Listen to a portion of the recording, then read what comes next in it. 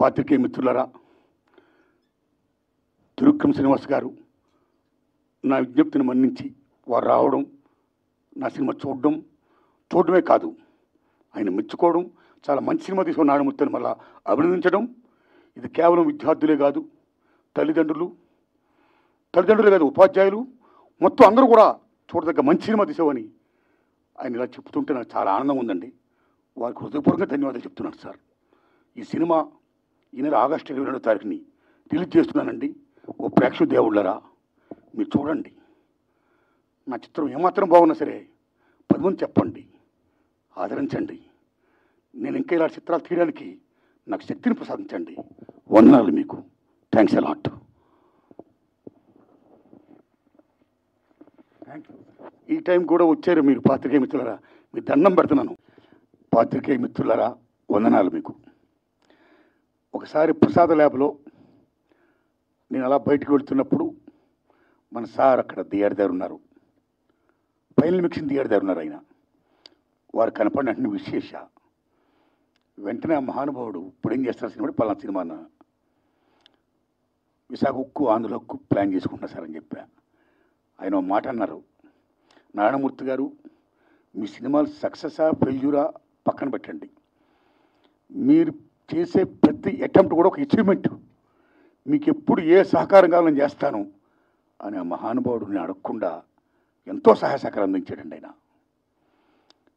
ఆయనకి నాకు ఏ అబ్లిగేషన్ లేదండి, కేవలం నా పట్ల, నా సినిమా పట్ల ఆయనకున్న అభిమానం. అందులో భాగంగా అయ్యా నేను యూనివర్సిటీ పేపర్ లీక్ అని ఎడ్యుకేషన్ సినిమా తీస్తున్నాను, దయించి మీరు చూడాలి, చూడడమే కాదు మీకు ఏమాత్రం నచ్చినా దయించి ప్రమోట్ చేసి నా సినిమా ప్రజలకు రీచ్ అయ్యేటట్టుగా హెల్ప్ చేయాలి అని నేను విజ్ఞప్తి చేయడం, నా విజ్ఞప్తిని మన్నించి ఆయన అమూల్యమైన టైం కూడా నా కోసం వెచ్చించి నా సినిమాను చూసి ఈవేళ నా సినిమా గురించి ఆయన మాట్లాడుతున్నారంటే ఆయన నా హృదయపూర్వకంగా ధన్యవాదాలు చెప్తున్నాను. Thanks a lot sir. ప్లీజ్.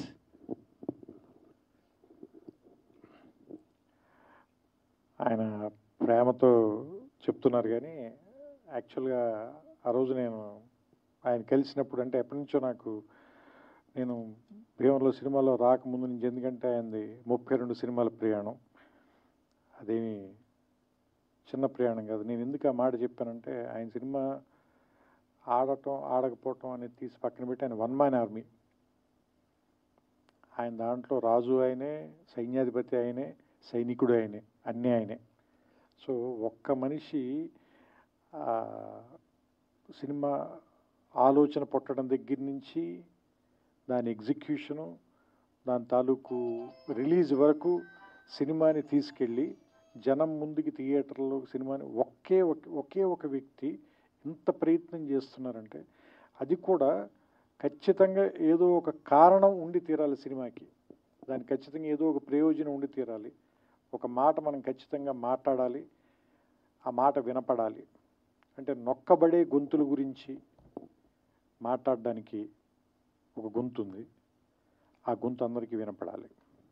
అది మనకు నచ్చచ్చు, నచ్చకపోవచ్చు, దాంతో మనం ఏకీభవించవచ్చు, ఏకీభవించకపోవచ్చు, కానీ వాళ్ళు మాట్లాడాల్సిన అవసరం ఉంది, అది మనం వినాల్సిన అవసరం కూడా ఉంది.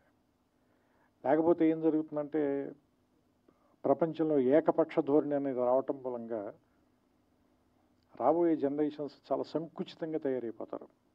సో అందుకని విభిన్నమైనటువంటి గొంతులు, విభిన్నమైన అభిప్రాయాలు, వీటిల్లోనే బ్యూటీ ఉంది. సో అలాంటి ఒక పార్శ్వం, అలాంటి ఒక అందం,